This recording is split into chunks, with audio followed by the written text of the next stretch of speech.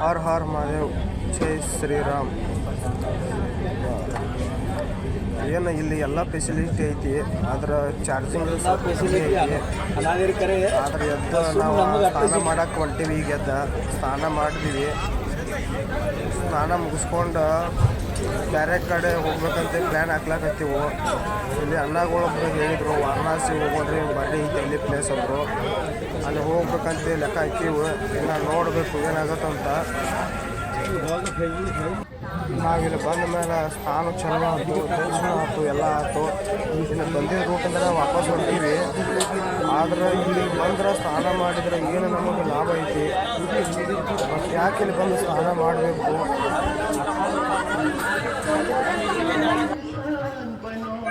ಮತ್ತು ಈ ಸ್ಥಳದ ವಿಶೇಷತೆ ಏನೈತಿ? ಪ್ರಯಾಗರಾಜದಾಗ ನಡೆಯುವ ಕುಂಭಮೇಳ 45 ಕೋಟಿ ಜನ ಸೇರ್ತಾರ. ಯಾಕಂದ್ರೆ ಇದು ಮಹಾಕುಂಭಮೇಳ. ಕುಂಭಮೇಳದಾಗ 4 ಭಾಗಗಳು ಅದಾವು. ಅವು ಕುಂಭಮೇಳ 4 ವರ್ಷಕ್ಕೆ ಒಂದು ಸರಿ ನಡೀತದ. ಅರ್ಧ ಕುಂಭಮೇಳ 6 ವರ್ಷಕ್ಕೆ ಒಂದು ಸರಿ ನಡೀತದ. ಪೂರ್ಣ ಕುಂಭಮೇಳ 12 ವರ್ಷಕ್ಕೆ ಒಂದು ಸರಿ ನಡೀತದ. ಮಹಾಕುಂಭಮೇಳ 144 ವರ್ಷಕ್ಕೆ ಒಂದು ಸರಿ ನಡೀತದ.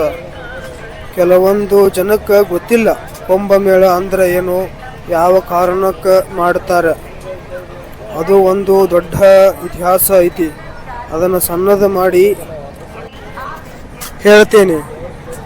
ರಾಕ್ಷಸರು ಮತ್ತು ದೇವಾನುದೇವತೆಗಳು ಅಮೃತಗೋಸ್ಕರ ಸಮುದ್ರ ಮಂಥನ ಮಾಡುತ್ತಾರೆ.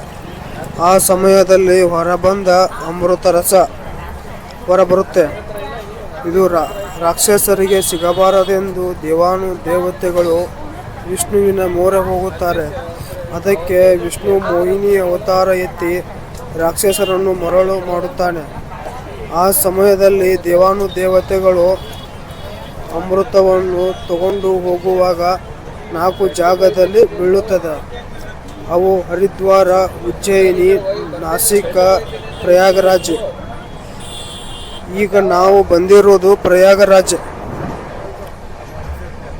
ಮಹಾಕುಂಭಮೇಳಗೆ. ಇದು 144 ವರ್ಷಕ್ಕೆ ಬರುವ ಕುಂಭಮೇಳ. ಇಲ್ಲಿ ಸ್ನಾನ ಮಾಡಿದರೆ ನಮ್ಮ ಕರ್ಮ ಮತ್ತು ಪಾಪಗಳು ಹೋಗುತ್ತವೆ. ನೀ ಏನು ಪಾಪ ಮಾಡಿ ಅಂತ ಕೇಳಬೇಡ್ರಿ. ಮತ್ತೆ ಸಿಗೋಣ. ಜೈ ಶ್ರೀರಾಮ್, ಹರ್ ಹರ್ ಮಹಾದೇವ್.